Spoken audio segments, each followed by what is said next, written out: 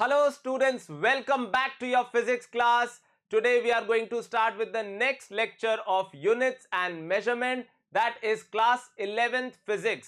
Students, बहुत कुछ हमने लास्ट क्लास में सीख लिया था फिजिक्स के बारे में कि फिजिक्स क्या होती है, और जैसा मैंने आपको बताया था हम लोग बात करने वाले हैं इस पर्टिकुलर चैप्टर में about the vocabulary of physics. और वोकैबुलरी का मतलब क्या है? वोकैबुलरी का मतलब है फिजिकल क्वांटिटीज। तो अगर आपने पिछला वीडियो नहीं देखा then obviously it is recommended that you watch that video first, क्योंकि ये उसी की कंटिन्यूएशन में है। तो इसका कोई सेंस नहीं बनेगा अगर आप सीधे इस वीडियो को देख रहे हैं। तो लास्ट क्लास में मैंने बता दिया था फिजिकल क्वांटिटीज की दो टाइप्स होती है, पहला है फंडामेंटल और दूसरा है डिराइव्ड। तो फंडामेंटल थी टोटल 7 क्वांटिटीज जो बेसिक क्वांटिटीज थी, mass, length, time, temperature, electric current, amount of substance, luminous intensity, ये सब हमने देख लिया था। फिर हमने कहा था कि यार डिराइव्ड क्वांटिटीज जो है वो इनकी मदद से डिफाइन हो जाती है। तो इस तरीके से हमने पूरी जो क्लास है उसको एंड किया था और हमने फिर अलग अलग डिराइव्ड क्वांटिटीज को फंडामेंटल के टर्म्स में लिखा था। और जब हमने ऐसा किया था तो हमने कहा था कि ये पूरी जो टेक्निक है वो कहलाती है डायमेंशनल एनालिसिस। क्या कहलाती है स्टूडेंट्स? डायमेंशनल एनालिसिस, जहां आप कोई भी फिजिकल क्वांटिटी को फंडामेंटल के टर्म्स में एक्सप्रेस करते हैं। तो अब हम क्लास को आगे बढ़ाते हैं और जानेंगे क्या है फायदा इन सब चीजों को पढ़ने का, यानी what are the applications of dimensional analysis. तो बिना टाइम वेस्ट किए शुरू करते हैं। ऑफ कोर्स आपकी नोटबुक आपके साथ होनी चाहिए जिसमें आप कंटिन्यूअसली या पैरेलल में नोट्स बनाते रहेंगे, तभी ये क्लास आपको फ्रूटफुल लगेगी या फिर उतना सेंस बनाती हुई लगेगी। ठीक है, तो चलिए शुरू करते हैं। फिर से एक बार याद कर लीजिए क्या है चैप्टर का नाम, यूनिट्स एंड मेजरमेंट। चलिए, तो अब हम बात शुरू कर रहे हैं सबसे पहले किस चीज की, that is principle of homogeneity. तो ये क्या चीज है, कैसे ये हमको हेल्प करेगी डायमेंशनल एनालिसिस में? तो एक सिंपल सा क्वेश्चन मैं आपसे पूछता हूं। तो for example, what is 5 kg plus 300 grams? What is 5 kg plus 300 grams? तो आप बोलोगे सर 5 kg यानी 5000 ग्राम्स और 300 ग्राम्स और जोड़ दिया तो आंसर हो गया 5300 ग्राम्स। पर वहीं मैं आपसे पूछता हूं, what is 5 kg plus 300 centimetre? तो आप बोलोगे सर ये क्या बात हुई, या फिर what is 5 kg plus 3 metre? तो ऐसा आपने कभी नहीं किया, क्योंकि ये है ही नहीं पॉसिबल कि आप दो ऐसी क्वांटिटीज को ऐड कर लें जिनके डायमेंशंस ही अलग हो, जिनका मतलब ही अलग हो। उनको आप ऐड नहीं कर सकते, ना ही आप उनको सब्ट्रैक्ट कर सकते हैं। अगर मैं आपसे बोलूं 5 kg में से 300 सेंटीमीटर निकाल लें क्या, तो माइनस कर दें क्या, तो वो माइनस नहीं होगा। पर अगर मैं कहता 5 kg में से 300 ग्राम निकाल लें क्या, तो वो पॉसिबल था। तो ऐड नहीं कर सकते, सब्ट्रैक्ट नहीं कर सकते। एक और एग्जांपल ले लो। मान लो मैं कहता हूं 5 kg is equal to 5000 gram. तो आप बोलोगे हाँ सच बात है, 5 किलोग्राम में 5000 ग्राम होते हैं। पर अगर मैं आपसे कहूं कि 5 kg is equal to 5000 metre, तो आप बोलोगे 5 kg is not 5000 metre, it is 5000 gram. तो आप इक्वेट भी नहीं कर सकते ना। आप ऐसा कभी कह सकोगे कि यार 5 kg है और 5 मीटर है, तो दोनों 5 है, तो 5 kg इक्वल्स टू 5 मीटर बोल देते हैं। ऐसा नहीं है, ऐसा नहीं कर सकते। तो ऐसी क्वांटिटीज को ऐड, सब्ट्रैक्ट या इक्वेट करने का कोई सेंस नहीं है जो अलग अलग फिजिकल कंटेंट हो, जो अलग अलग डायमेंशंस के हो। हाँ, मल्टीप्लाई करो या डिवाइड करो, कोई रोक टोक नहीं है। जैसे आप करते ही हो, force is equals to mass into acceleration. तो मास तो होता है केजी में और एक्सेलरेशन होता है मीटर पर सेकेंड स्क्वायर में। आराम से आप मल्टीप्लाई कर सकते हैं, आराम से आप डिवाइड भी कर सकते हैं। तो मल्टीप्लाई और डिवाइड करने पे कोई रोक टोक नहीं है। रोक टोक सिर्फ किस पे है? ऐड करने पे, सब्ट्रैक्ट करने पे या फिर इक्वेट करने पे। समझ में आ रही है बात? इसी को हम लोग क्या कहते हैं? Principle of homogeneity. So we can add, subtract and equate only those physical quantities which have same dimensional formula. तो खो तो नहीं गए? समझ पा रहे हैं मेरी बात? ऐसी क्वांटिटीज को ही ऐड, सब्ट्रैक्ट या इक्वेट किया जा सकता है जिनका डायमेंशनल फॉर्मूला सेम हो। अब इसको यूज करते हुए हम लोग क्या बनाएंगे, एप्लीकेशंस ऑफ डायमेंशनल एनालिसिस। तो क्या क्या एप्लीकेशन है, ध्यान से सुनना, फिर से याद दिला दूं कि हम डायमेंशन सिर्फ कोई एक चैप्टर के लिए नहीं पढ़ रहे हैं। ये एक ऐसी ताकत है जो आपको फिजिक्स के हर चैप्टर में कई सारे क्वेश्चंस करने के काम आएगी, अंडरस्टैंडिंग बनाने के काम आएगी। और कई बार तो होता है ना कि क्वेश्चन ही खाली डायमेंशंस पूछने का आ जाता है, तो ये बहुत जरूरी है कि आप इसको ध्यान से पढ़ें। चलिए, तो एप्लीकेशंस के एक बार नाम लेते हैं एक एक करके। फर्स्ट है टू चेक द करेक्टनेस और dimensional consistency of various formula और इक्वेशन। कोई भी इक्वेशन करेक्ट है या नहीं है हम चेक कर सकते हैं डायमेंशंस के थ्रू। कैसे जानेंगे? दूसरा, to find the dimensions of any unknown quantity. किसी भी अननोन क्वांटिटी के हम डायमेंशंस पता कर सकते हैं। तीसरा, to derive the formula of a physical quantity. तीसरा क्या है? To derive the formula of a physical quantity. और चौथा क्या है? To convert a measurement from one system of units to another. अब ये क्या चीजें हैं, कैसे होगी, कैसे आप फॉर्मूला ही डिराइव कर लेंगे, ये सब हम जानेंगे, पर एक एक करके। अभी तो आप इन चारों एप्लीकेशंस को एक बार लिखिए और हम एक एक करके शुरुआत करते हैं।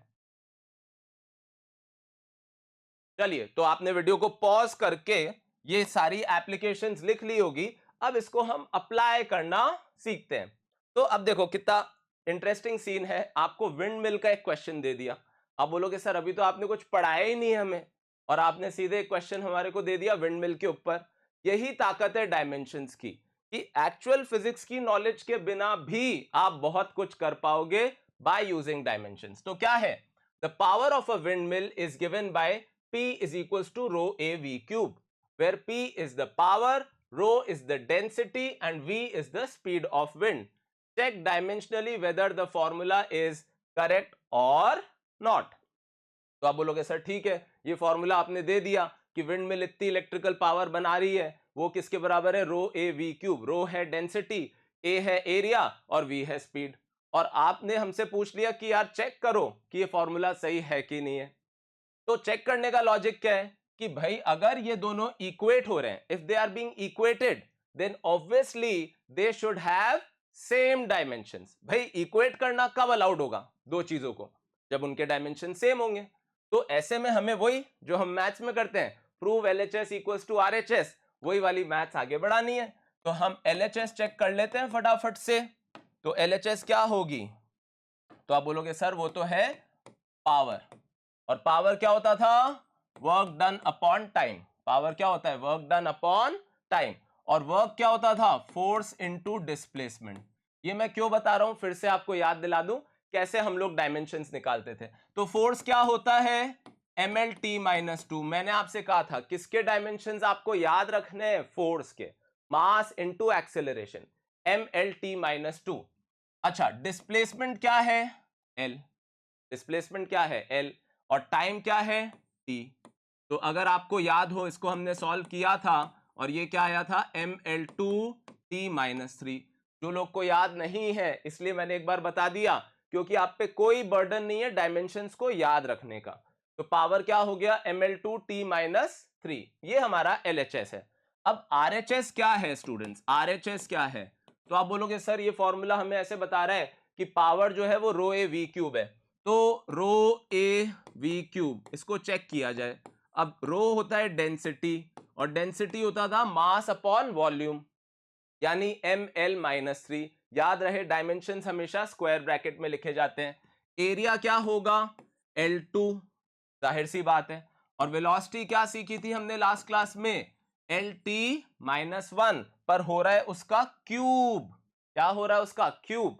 तो क्या आ गया ये उस हिसाब से? तो ये आ गया m, फिर ये क्या हो गया बोलिए? L2, सारी पावर्स मैच करिए, और इधर से है L3। तो इतनी मैथ्स आपको आनी चाहिए। L3 और L-3 कैंसिल आउट हो जाएंगे, है ना? और क्या बचेगा यहाँ पे? L2। फिर से देखिए, L-3 और L+3, तो L की पावर यहां तो बची नहीं, इसकी वजह से आ गई L2। T की पावर कितनी आ गई? -1 का क्यूब, यानी कितनी आ गई? -3। तो देखा जाए तो RHS टर्म और LHS टर्म के डायमेंशन सेम है। इसका मतलब कहीं ना कहीं जिसने भी ये फॉर्मूला डिराइव किया होगा कि विंडमिल की पावर, उसमें कुछ सच्चाई तो लग रही है, वो सही तो लग रहा है, उसमें कोई प्रॉब्लम नहीं लग रही है ना। तो हम कह सकते हैं कि जो डायमेंशंस के जरिए ये फॉर्मूला जो है हमें सही लग रहा है और ये वाकई सही है। और क्या सीखने वाली बात है कि विंडमिल जितने ज्यादा एरिया की होगी पावर उतना ही ज्यादा होगा, बिल्कुल सही बात है। विंडमिल जितने ज्यादा स्पीड से एयर चल रही होगी, विंड चल रही होगी, उतनी ज्यादा होगी। और डिपेंडेंस भी किस पे है, v की पावर 3 पे। किस पे डिपेंडेंस है, v की पावर 3। यानी अगर कहीं हवा 2 गुना स्पीड से चले तो जो पावर है वो सीधे 8 टाइम्स हो जाएगी। If you make the wind speed twice, I mean like it's not in your hand, but if the wind speed becomes twice, then the power that the windmill will produce will become 8 times। तो बहुत ज्यादा role है इस बात का कि हवा की स्पीड ज्यादा हो, और इसीलिए विंड फार्म्स वहीं पे बनाए जाते हैं जहां पे तेज हवाएं चलती है, राइट, जैसे बीचेस पे या फिर डेजर्ट्स में, राइट। तो आप समझ पा रहे हो कि क्या ताकत थी डायमेंशंस की। आपको तो कुछ नहीं पता था इन पूरी फिजिक्स के बारे में, पर फिर भी आपने चेक कर लिया कि हाँ ये फॉर्मूला सही है, ये गलत नहीं है। अभी तो आपको ऐसा ही लग रहा है, ठीक है। मैं एक बार साइड में हटता हूं, आपको एक एग्जाम्पल मैंने दे दिया, अब अगला क्वेश्चन करते हैं। चलिए, तो नेक्स्ट क्वेश्चन क्या है। नेक्स्ट क्वेश्चन है कि हमें ये फॉर्मूलाज चेक करने हैं वेदर ये डायमेंशनली करेक्ट है कि नहीं। जैसा अभी हमने कहा, तो आप बोलोगे S is equal to UT plus half AT square, ये तो सही है, ये तो कहीं ना कहीं हमने पढ़ा हुआ है। चलो चेक करते हैं। तो अब सर यहाँ पे तो 3 टर्म्स आ गई। मैं कहता हूँ 3 क्या, 30 टर्म्स भी आ जाए, जितनी भी टर्म्स हो सबके डायमेंशन सेम होने चाहिए। तो जैसे पहली टर्म क्या है एस, तो उसके डायमेंशंस क्या होंगे एल। क्यों होंगे एल, क्योंकि एस का मतलब यहां पे होता है डिस्प्लेसमेंट, राइट। यू का मतलब होता है इनिशियल वेलोसिटी और टी का मतलब होता है टाइम। तो यू टी क्या हो जाएगा हमारा L T minus 1 into T, तो वो भी क्या हो गया एल। हालांकि आपको वीडियो को पॉज करके आइडियली इनको पहले खुद ट्राई करना चाहिए। अच्छा, अब तीसरी टर्म क्या है, हाफ ए टी स्क्वायर। क्या है, हाफ ए टी स्क्वायर। तो आप बोलोगे सर हाफ का क्या, तो हाफ देखो नंबर है, उसका यूनिट में, उसका फिजिकल क्वांटिटी के डिपेंडेंस पे कोई लेना देना नहीं है। वो तो बेसिकली क्या बता रहा है कि ए टी स्क्वायर को हाफ टाइम्स करेंगे फिर इसमें ऐड करेंगे तो डिस्प्लेसमेंट आएगा। तो हाफ यहां पे बस ये बता रहा है कि ए टी स्क्वायर की वैल्यू जो लेनी है वो हाफ करके लेनी है। तो उसका यूनिट में या डायमेंशन में कोई लेना देना नहीं है। तो हाफ को इग्नोर मारते हुए एल टी माइनस टू, क्या है ये एल टी माइनस टू, और ये क्या हो गया T two. Acceleration L T minus two होता ही था, तो ये भी क्या आ गया एल। तो देखा जाए तो ये भी एल, ये भी एल और ये भी एल, तीनों एल सेम है। इसका मतलब इसकी जो तीनों डायमेंशंस है तीनों टर्म्स की वो सेम है। इसका मतलब ये इक्वेशन सही है। नहीं, ऐसा जरूरी नहीं है। हम इक्वेशन सही है इसकी गारंटी नहीं दे सकते। उसका एक रीजन बताता हूं। आप बोल सकते हो नहीं सर हमें तो पता है ये इक्वेशन सही है, हमने तो पढ़ी है 9th क्लास में। पर अगर अभी मैं लिख देता s is equal to U T plus 2at square, तो आप क्या बोलते, सर ये भी सही है, क्योंकि 2 या हाफ को तो आप डायमेंशंस में इंक्लूड कर ही नहीं रहे ना। तो कहने का मतलब ये है कि जो नंबर्स है उनका हमें नहीं पता चल पाता, बाकी टर्म्स का डिपेंडेंस ऐसे ही है क्या ये पता चल पाएगा। और देखा जाए तो नंबर्स भी अगर ऐसे ही पता चल जाते तो फिर तो हम फिजिक्स पढ़ते ही क्यों। तो इसलिए एग्जैक्ट फॉर्मूला डिराइव करने के लिए तो हमें फिजिक्स पढ़नी पड़ेगी ही। तो यहां हम सिर्फ क्या कर सकते हैं, डायमेंशनली इक्वेशन को चेक कर सकते हैं कि वो सही है कि नहीं, पर हम उसको प्रॉपरली चेक नहीं कर सकते। तो अब अगर मैंने एक और कर दिया तो आप ये ट्राई कर सकते हैं। अब आप बोलेंगे energy is equal to M C square, ये तो आइंस्टाइन का फॉर्मूला है बहुत फेमस। तो आपको पता है एनर्जी क्या होता है, M L two T minus two होता है कि नहीं, हमने लास्ट क्लास में लिस्ट बनाई भी थी। और एम सी स्क्वायर, तो एम होता है मास और सी होता है स्पीड ऑफ लाइट। तो मैं कहता हूं किसी की भी स्पीड हो है तो स्पीड ही, चाहे वो लाइट की हो, तो वो होगा एल टी माइनस वन और उसका स्क्वायर। तो ये सॉल्व करने पे भी क्या आ गया, M L two T minus two, क्या आ गया M L two T minus two. तो देखा जाए तो दोनों फॉर्मूला यानी एल एच एस और आर एच एस इक्वल आ रहे हैं यहां भी, तो ये भी सही है और ये भी सही है, एटलीस्ट डायमेंशनली। अब तीसरा फॉर्मूला क्या है? F है फोर्स, M है मास, V है वेलोसिटी और R है रेडियस। ये किस चीज का फॉर्मूला है? ये है फॉर्मूला कोई भी पार्टिकल अगर सर्कल में चलता है R रेडियस के, किसमें चलता है? R रेडियस के सर्कल में, तो उसका जो सर्कल में घूमना है उसके लिए चाहिए होता है एक फोर्स। हो सकता है किसी ने सुना भी हो, उसे कहते हैं सेंट्रीपिटल फोर्स। क्या कहते हैं? Centripetal force. मान लो नहीं सुना, कोई इतनी टेंशन वाली बात नहीं है। मैं आपसे कह रहा हूं कि ये उसका फॉर्मूला है। क्या है इसका फॉर्मूला? mv²/r²। अब आप लोग चेक करिए कि ये वाकई फॉर्मूला सही है कि नहीं। तो लॉजिक क्या होना चाहिए? LHS और RHS के डायमेंशन चेक करिए। तो F क्या है हमारा? तो आप बोलोगे सर F तो हमारा है mlt-2। F क्या है? mlt-2। ये तो मैंने आपसे याद रखने के लिए कहा ही था। अब हम RHS चेक करते हैं। तो RHS कैसे चेक करेंगे? M क्या होता है? मास। V क्या होता है? वेलोसिटी। और R क्या होता है? रेडियस। और उसका भी क्या हो रहा है? स्क्वायर। तो रेडियस यानी लेंथ, रेडियस यानी लेंथ। ज्यादा तो नहीं हो रहा भाई, धीरे धीरे बढ़ रहे हैं, ऐसा कुछ भी नहीं है। मास M, velocity LT-1, R radius यानी लेंथ। तो एकदम ऐसी चीजें हैं जो आप 10 से भी रिलेट कर सकते हो, 9 से भी रिलेट कर सकते हो, अपनी प्रीवियस क्लासेस से भी रिलेट कर सकते हो। तो ये हो गया M, ये हो गया L2 क्योंकि L का स्क्वायर हो रहा है, और T की पावर -2, और नीचे भी है L2। तो यहां क्या आ रहा है? L2 से L2 कैंसिल होके क्या आ रहा है? ये MT-2।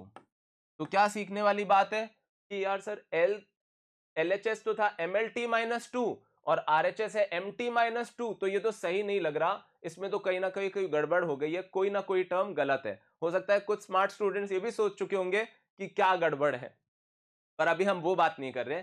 पर गड़बड़ तो है, और इसलिए हम कहेंगे कि फॉर्मूला सही नहीं है, डेफिनेटली सही नहीं है। ऐसे ही एक और फॉर्मूला, चलिए अब आप ट्राई करिए। ये T है time period of a pendulum का फॉर्मूला। किसका फॉर्मूला है? पेंडुलम होता है ना, पेंडुलम, उसके टाइम पीरियड का, यानी उसके एक पूरे ऑसिलेशन का टाइम, यहां से जाके वापस यहां आने का। तो ये फॉर्मूला कुछ ऐसा है 2π√L/G। हो सकता है किसी ने फिर से सुना भी हो। अब आपको चेक करना है कि यार ये सही सुना हुआ है या नहीं। तो आप बोलोगे सर ठीक है, LHS तो अपन देख ही रहे हैं, वो तो टाइम है ही सीधे सीधे, क्योंकि टाइम पीरियड है तो भी तो वो टाइम ही है। अब RHS चेक कर लेते हैं। तो RHS होगा √L/G। अच्छा 2π क्यों नहीं लिखा सर? फिर से कह रहा हूं, 2π में कोई डायमेंशन नहीं है, वो तो नंबर है। अच्छा अब √L लिखा है, यानी L की पावर क्या लिखा है? बोलिए, हाफ। L की पावर क्या लिखा है? हाफ। L की पावर क्या लिखा है? हाफ। क्यों हाफ लिखा है? क्योंकि रूट लगा है तो पावर हाफ है। और G क्या है? G, तो G है acceleration due to gravity. G क्या है? Acceleration due to gravity. आपने सुना होगा, तो है तो एक तरीके का एक्सेलरेशन ही। अभी इसको ग्रेविटी के इन्फ्लुएंस में छोड़ दिया, गिर गया, तो जो एक्सेलरेशन ग्रेविटी ने प्रोड्यूस किया वो है ये। तो ये कितना आ रहा है? तो आप बोलोगे सर ये T-2 ऊपर जाके बन जाएगा T+2, और L ऊपर हाफ है नीचे 1 है, तो ये टर्म क्या बन जाएगी? L की पावर -हाफ T की पावर +2। तो आप बोलोगे सर ये तो बहुत ही अजीब है RHS, और LHS तो इससे बिल्कुल ही अलग है। तो LHS और RHS तो सही नहीं है, इसका मतलब ये दो इस बार क्या है? बोलिए, इनकरेक्ट। तो समझो ना बात को, मतलब आपको अभी ज्यादा फिजिक्स नहीं लगानी यहां पे, पर आपके पास फिर भी एक ऐसी ताकत है जिससे आप फॉर्मूलाज को वेरीफाई करने का एटलीस्ट एक अटेम्प्ट तो कर ही सकते हैं। तो आई होप आपको समझ में आ रहा होगा कि पहली एप्लीकेशन क्या है, किसी भी फॉर्मूला या किसी भी इक्वेशन की करेक्टनेस को हम लोग चेक कर सकते हैं, फिर हम दूसरी एप्लीकेशन की तरफ बढ़ेंगे। पर मैं एक बार साइड हटता हूं, आप पॉज करके एक बार लिखिए, फिर इसको जरूर रिवाइज करिएगा। एक्स्ट्रा डीपीपीज हम आपको कमेंट सेक्शन में भेजते रहेंगे, डिस्क्रिप्शन में भेजते रहेंगे, ठीक है, और प्रैक्टिस के लिए। ऑलराइट, तो फिर अब आगे बढ़ते हैं और एक और क्वेश्चन देखते हैं। Force F is given by F is equals to AT plus BT square minus C/T³ where T is the time. Find the dimensional formula for A, B and C.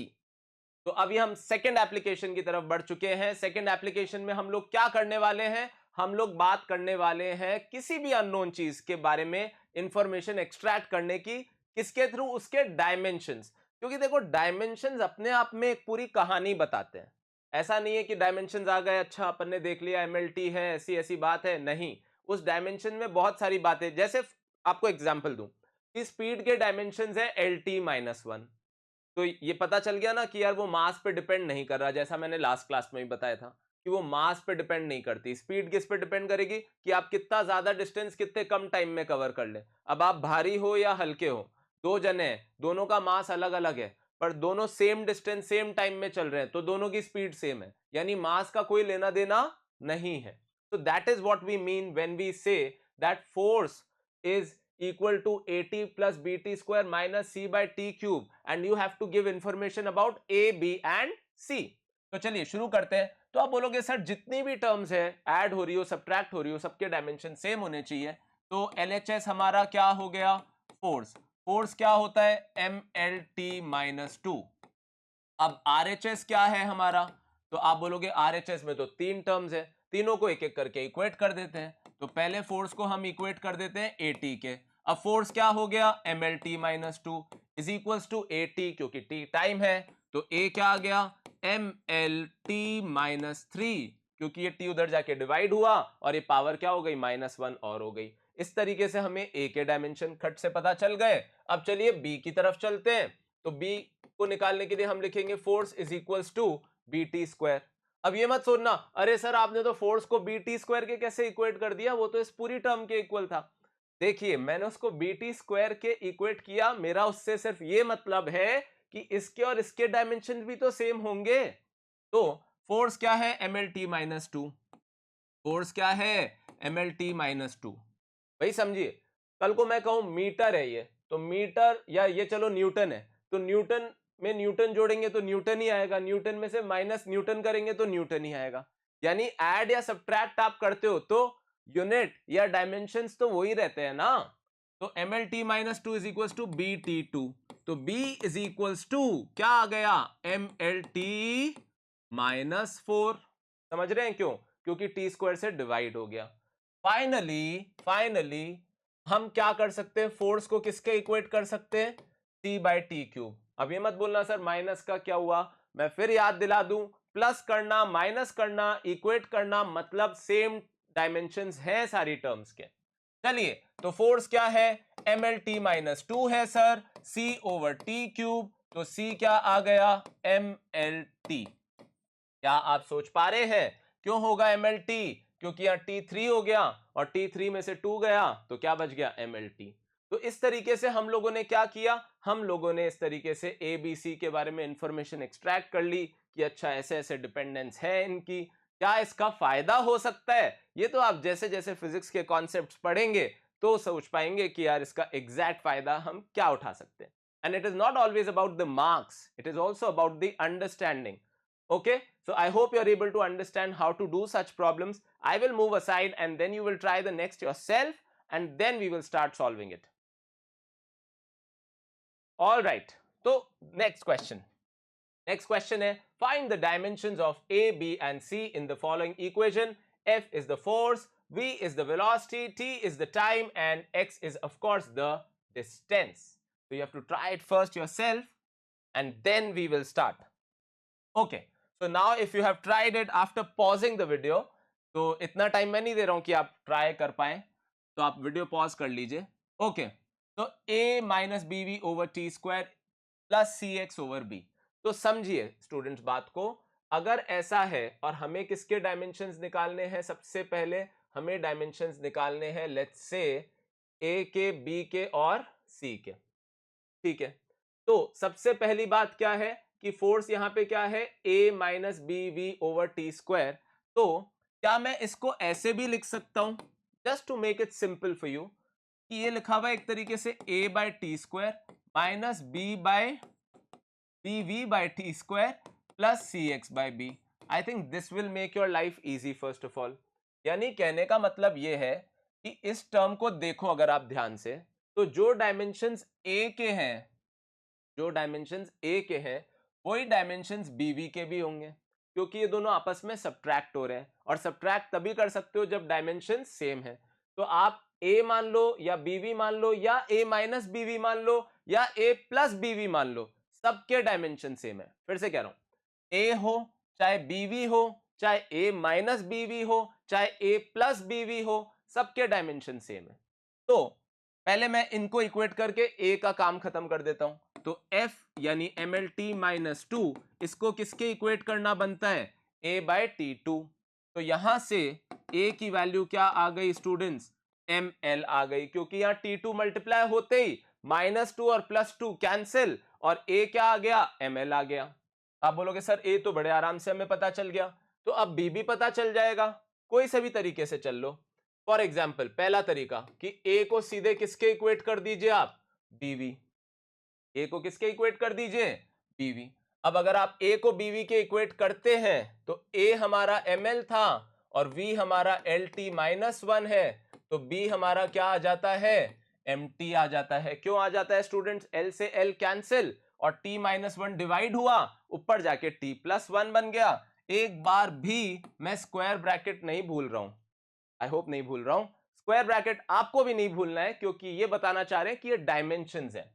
अच्छा, दूसरा तरीका सर आप ऐसे भी कर सकते थे कि f इज इक्वल्स टू क्या है, bv बाय टी स्क्वायर, यानी इसको इसके इक्वेट कर दिया। अब f क्या है, mlt माइनस 2 है, b हमें पता नहीं है, v lt माइनस 1 है और ये t2 है।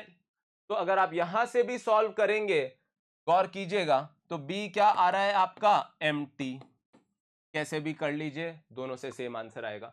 Now what do we have to do, after this let's talk about equating f with cx over b। और ये स्टेप हमें सबसे लास्ट क्यों करना पड़ा, क्योंकि c निकालने के लिए हमें अब b पता होना चाहिए already. So the force is mlt minus 2, c is what we don't know, x is the length, and b is like mt. So what is c? So it is going to be m2 first of all, l will cancel out and t minus 1. I hope कोई calculation error नहीं है यहाँ पे। इस तरीके से हमने किसकी वैल्यू निकाल ली, a, b और c। तो कितनी ताकतवर चीज है ये कि आप कोई भी फॉर्मूले में अपना इनपुट दे सकते हैं with the help of dimensions.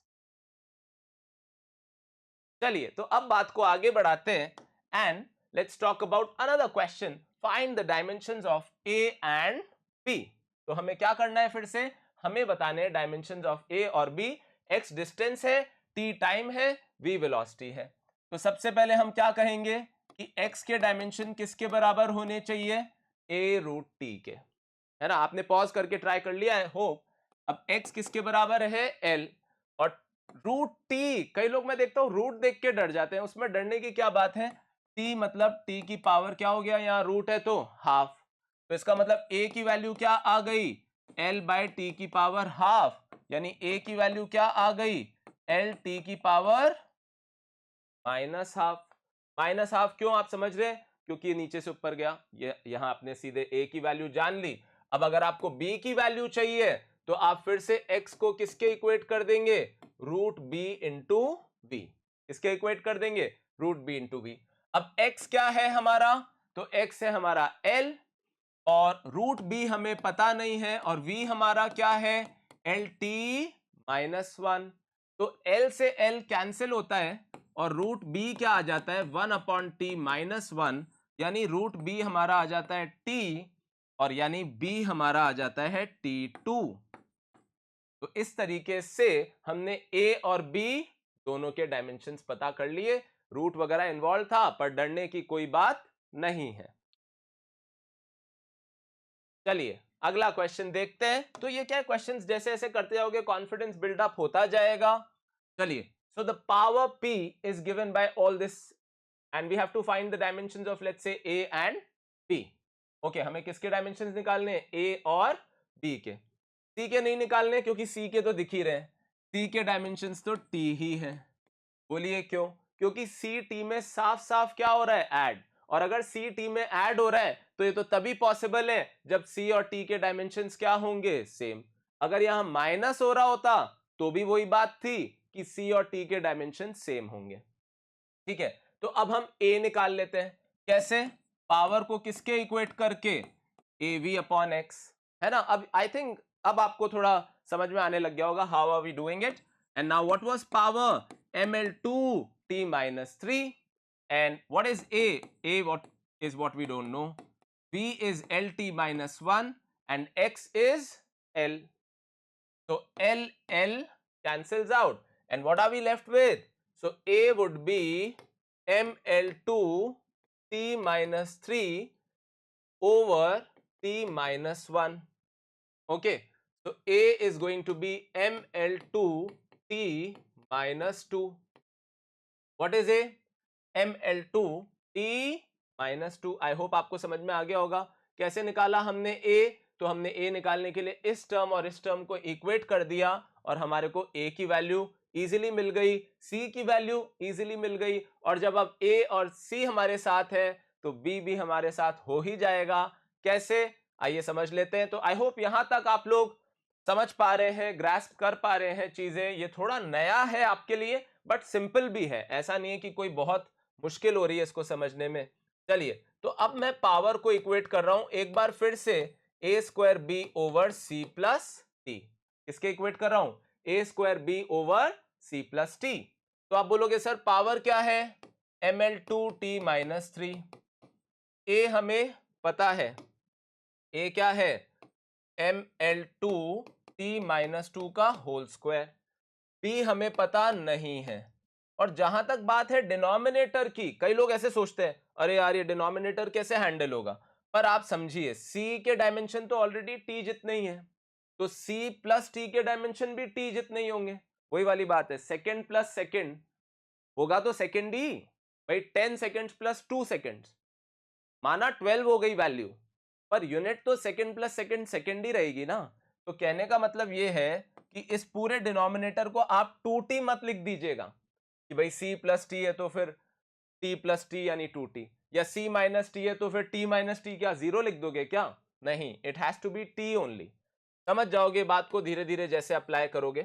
तो b क्या आ गया इस तरीके से? तो ये आ गया ml2t minus 3 into time divided by m2l4t minus 4।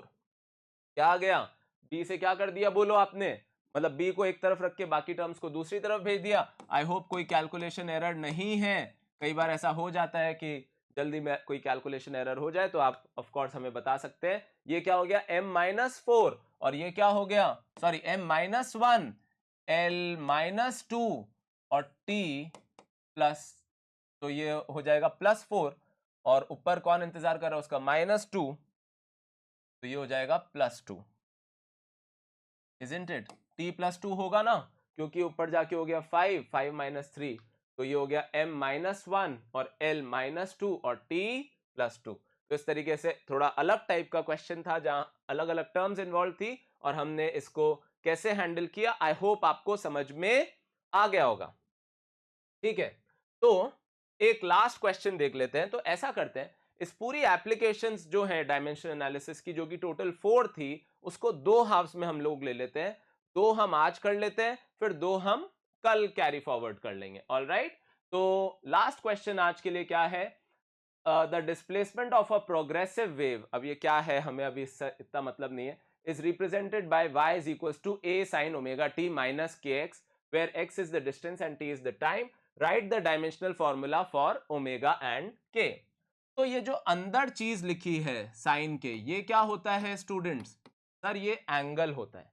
और लास्ट क्लास में हमने आपको बताया था कि एंगल होता है length of arc upon radius, यानी एंगल होता है डायमेंशनलेस। तो इतनी हिंट काफी है क्या आप लोगों के लिए क्वेश्चन करने के लिए? क्या इतनी हिंट काफी है कि अंदर जो भी लिखा है साइन के वो एंगल है, और अगर वो एंगल है तो वो डायमेंशनलेस है, यानी ओमेगा टी आपके लिए क्या है? 1। यानी ओमेगा क्या है आपके लिए? 1 अपॉन टी। ये जो डब्ल्यू जैसा है इसको हम लोग ओमेगा कहते हैं, ग्रीक अल्फाबेट है, जैसे अल्फा बीटा गामा डेल्टा वैसे ही ओमेगा। तो ये थोड़ा ऐसे कर्व डब्ल्यू होता है, ठीक है, इस फैशन में इसको लिखते हैं। तो ये क्या आ गया? T minus 1। ये क्या आ गया? टी -1। आप चाहो तो इसको क्या लिख सकते हो, m0l0t -1। क्या लिख सकते हो आप चाहो तो इसको m0l0t -1। ये किसके डायमेंशन आ गए, ओमेगा। अब ऐसे ही आप लोग क्या करेंगे, kx वो भी क्या है आपका 1। वो 1 क्यों है, क्योंकि वो भी तो एंगल ही है और एंगल हमेशा डायमेंशन लेस होता है। तो k आपका 1/x हो गया, यानी k के डायमेंशंस आपके क्या हो गए, l -1। क्या हो गए, l -1। तो इस तरीके से आपके पास किस किस के डायमेंशंस आ गए, आपके पास डायमेंशंस आ गए ओमेगा के और k के। क्या लॉजिक यूज किया कि भाई दो टर्म्स अगर मतलब एंगल जो है वो डायमेंशन लेस है, तो दो टर्म्स अगर मल्टीप्लाई होके डायमेंशन लेस हो रही है तो ऑटोमेटिकली एक के डायमेंशन दूसरे के इनवर्स हो गए। तभी अगर टाइम t था तो ये t -1 हो गया, और अगर x लेंथ थी तो फिर k l -1 हो गया। और एक और बात, कल को कोई आपसे पूछे a के डायमेंशंस क्या है, a वैसे कहलाता है एम्पलीट्यूड, तो a के डायमेंशंस y वाले हैं और y बोले तो डिस्प्लेसमेंट, यानी a के डायमेंशंस भी क्या हो गए, l। आप बोलोगे सर ऐसा क्यों, साइन वाली टर्म का क्या हुआ, अरे भाई साइन तो ट्रिग्नोमेट्रिक रेशियो है। साइन क्या होता है, परपेंडिकुलर अपॉन हाइपोटेन्यूस। साइन क्या होता है, परपेंडिकुलर अपॉन हाइपोटेन्यूस।